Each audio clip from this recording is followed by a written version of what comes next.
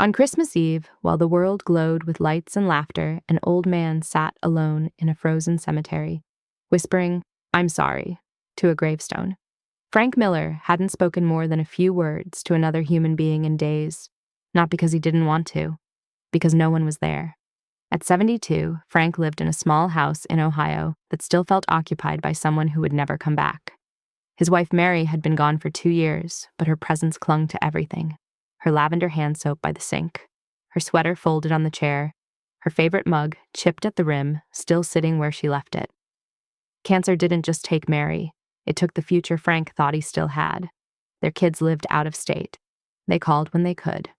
They loved him. He knew that. But phone calls end. Silence doesn't. That night, the house felt too quiet, too heavy. So Frank put on his old wool coat, picked up a single red rose, and drove to the cemetery. Snow crunched under his boots as he walked toward her grave, breath fogging the air. "Hey, Mary," he said softly, kneeling down. "Another Christmas without you." His voice cracked, but no one was around to hear it. Frank talked to her like she could still listen. He told her about the neighbor's dog that kept stealing his newspaper, about how he burned the turkey last Thanksgiving and ate cereal instead, about how nights were the worst, especially when the TV was off and the memories got loud. "I don't know how to do this without you," he whispered. "I really don't." His hands trembled from the cold, or maybe from the weight in his chest.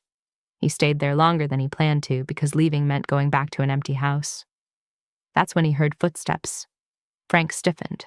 Cemeteries at night weren't exactly comforting. He turned slowly. A woman stood a few feet away, bundled in a thick coat, holding a small paper bag.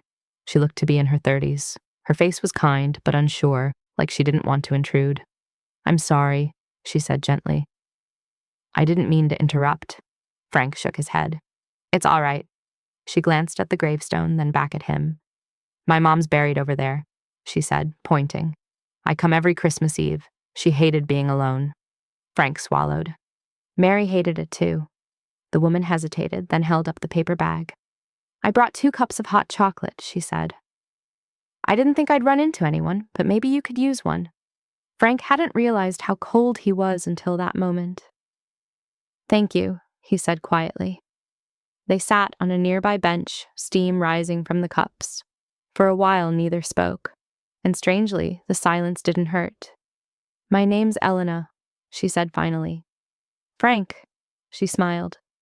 "Merry Christmas, Frank," he nodded. "Merry Christmas." After a moment, Elena reached into her coat pocket and pulled out a small, folded card. "I know this might sound strange," she said, "but every year I write a letter to my mom. I read it to her grave. It helps me breathe again." Frank looked down at his gloved hands. "I stopped writing after Mary passed," he admitted. "Didn't feel right putting words on paper when she couldn't read them." Elena looked at him softly. Maybe she still can. Something in her voice made his throat tighten.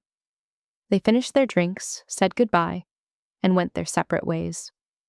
Frank didn't expect anything more from the night, but as he walked back to his car, Elena called out to him. "Frank!" He turned. She jogged over and pressed the folded card into his hand. "You don't have to read it," she said.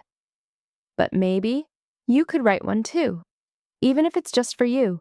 Frank stared at the card. "Thank you," he said.